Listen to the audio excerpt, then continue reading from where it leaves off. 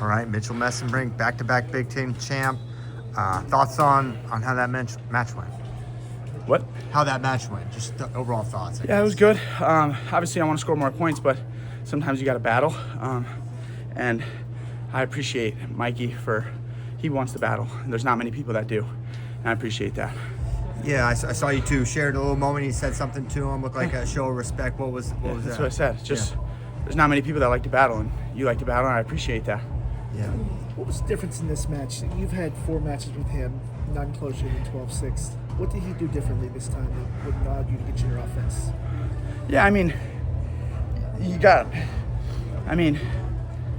you were there in Albania. It's like you got kind of the whole world that knows. That's like, okay, this guy, if you watch one match, you know I'm coming. Like, you know I'm going to go and go and go and go. So it's like, it's kind of like, shut down his offense, and then maybe you can try to beat him. But that's why it's fun for me, because I get to keep on adding new techniques to try to be offensive, go get people. And that's what makes wrestling fun, for sure. And what is the challenge against him, especially, that makes it fun to try to find new attacks for him? Again, because he fights. So a lot of the times it's like, how am I going to go get someone when they're not doing anything? And then on him, it's like, I can go get him when he's trying to come get me too, and it's fun. And that'll be fun to keep getting better from. And again, like I know I keep saying this, but I'm very appreciative of him that he at least steps out there and he brings it. And I can get a lot better from every match, but that too.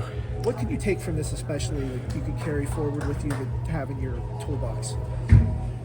What I was saying, the dissecting. Dissecting those little positions where I can get more points, because I can, and I know I can. And just keep on pouring it on. You've been on a torrid bonus pace this year, 100%. Is it good for you to have a closer competitive match? That match is in the balance at the end. You haven't been in one match like that this year. Is it good to have that experience? Sure. I get the rest of the best people in the world in my room. My coaches and my teammates, they bring it on me. And I'm not gonna win all the time. So it's good to get it out there, but it's also I have it every day. Yeah. So it's always fun. It's never like an all or none kind of thing. I'm always getting it, and I'm in the best place in the world to train and get better. And I love Penn State so much. You talk about dissecting your match. Does that mean just going back, watching what you're doing? Are you taking notes? What's that process of dissecting like for you? Well, one, we have the best coaches in the world, so that's the best, is to have those guys and teammates, right? Teammates and coaches in the world, best wrestling minds in the world, to bring it and to really look at it and what's going on. I already have 5 mental snapshots in my brain already that you guys keep saying, what do I want to get better on? And I already got those things in my brain. It's funny, like wrestling, when you're out there, it's like there's like images in my brain. I don't know if that's like a photographic memory kind of thing, but it's just like there's images that's like, okay, that's one store, like, and that's what I'm going to be working on to get better. And it's not even just a nationals thing. I want to make a world team, a senior world team. I want to win. I want to be a world champion. I want to be an Olympic champion. And that's not an all or none kind of thing. It's not end all be all, but it's like that's just going to keep getting me better and better and better. How much does an opponent like Caliendo, how much does he bring to that higher level of chess that forces you to play? That you have to think 2 or 3 moves ahead from now instead of just counter and go.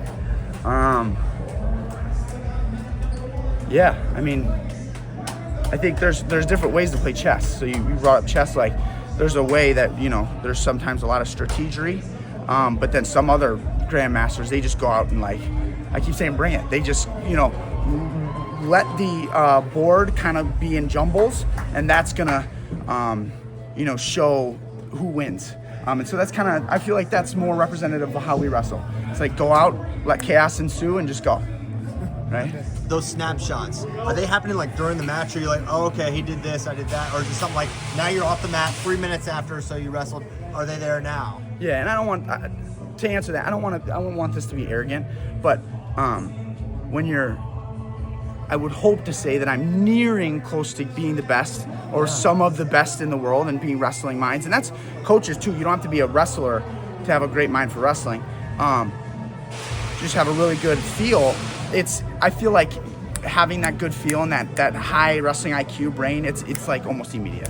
And that's how you can see like guys that are able to make it in match, right? And so I was trying to make it in match. I'm gonna do it. Yeah. How long has it been like that for you? Something you developed at Penn State, or you had a little in high school? Probably at AWA. Yeah. And then now it's just you keep wrestling better and better and better guys, where it's like those photos have to come, where it's like, yeah, it's kind of either a sink or swim kind of thing. It's awesome because we have really great coaches that can explain it, but not all things can just be explained. You gotta have to be able to feel it too, right? And sometimes that feeling is gonna be through understanding. Thanks, Mitchell. Thanks, guys. congrats. Appreciate it.